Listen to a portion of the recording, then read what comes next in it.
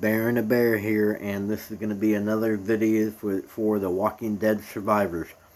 And this video is going to be about the pay-to-win aspect of the game. Even though this is a really, really friendly, free-to-play type of game, it's still important for free players and low spenders to understand, what are the pay-to-win aspects in the game. Because, like in every other game, this game has to generate money.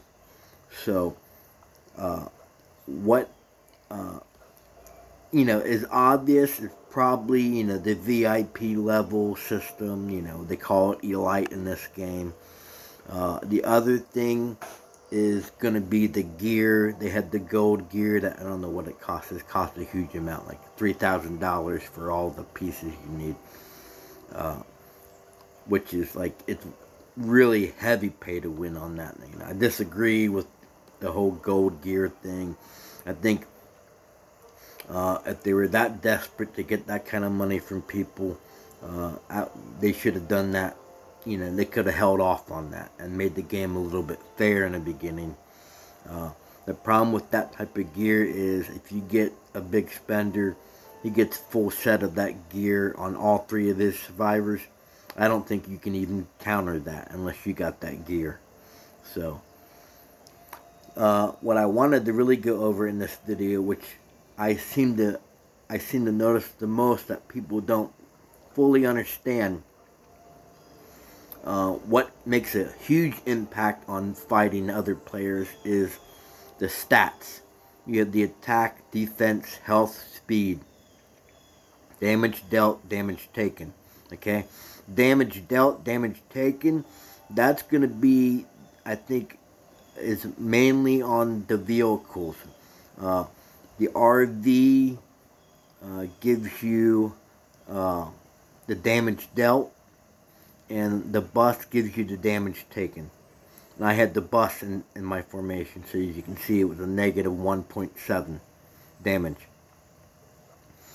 Now, as you can see, these aren't my normal stats, but most of my normal stats are, everything's up above 200%.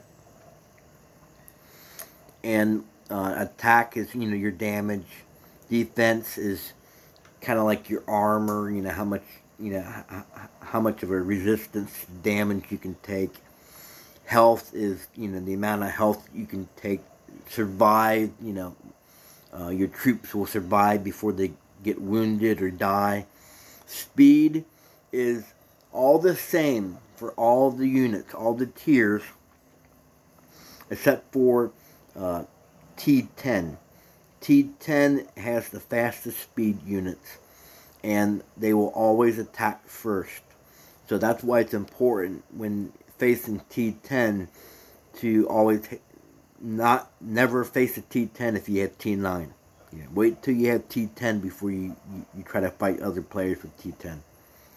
But anyway, the point I want to emphasize is, say for instance, use this as an example. Say the Walker here is another player. As you can see, look how low his stats are. Okay, this was a player. No matter how many troops he had in his formations, as long as I was at the same tier level, he didn't have a higher tier level than me, I'm always going to win. Okay? The game goes by your stats on this. If your stats are better than the enemy, you're going to win. And how do you get those, stats all up in the 200s and whatnot? It's by the survivors. Okay, and what a lot of people forget or just don't really think about is you can't really see the true power of the survivors if they don't level them up. And I'm going to show you right now, I got nothing to hide. I did spend money in the game. It's not like it was a huge amount, though. I mean, to some of the people that have spent the money in this game. And here is what I want to show. This is the important thing I want everyone to realize and see this. As you can see down here, look at all these, I got Morgan, Glenn, Jesus, Dwight, Michonne. Who else do I got? Anything else down here? Alpha, Rosita, Yumiko, Holly, Aaron Shane, Ryan. Now these are on the 5 stars. This is what's going to make the big difference, is the 5-star heroes. Okay, let's click on, let's see. Let's click on Dwight, just to give it, he's a good example. This is how it is. I'll do what I got. As you can see, all fighters defense 11%. Okay. Now, that's a global effect. Okay, you don't have to have them in your formation. You don't even have to have them past level 1. If you got him to 5 stars, that's all you need to get the max global effect for him. Now you think about that, 11% for just having a character. That's a big difference, And there's no power in him, So, basically, an enemy, if they scout you or look at you, whatnot, they're never going to be able to tell that you got 5-star survivors in your base. And I want to point this out.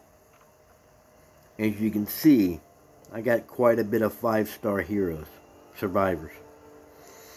I've counted all of my 5-star survivors I've have. And I have, at the moment, I got 30 5-star survivors right now. Okay?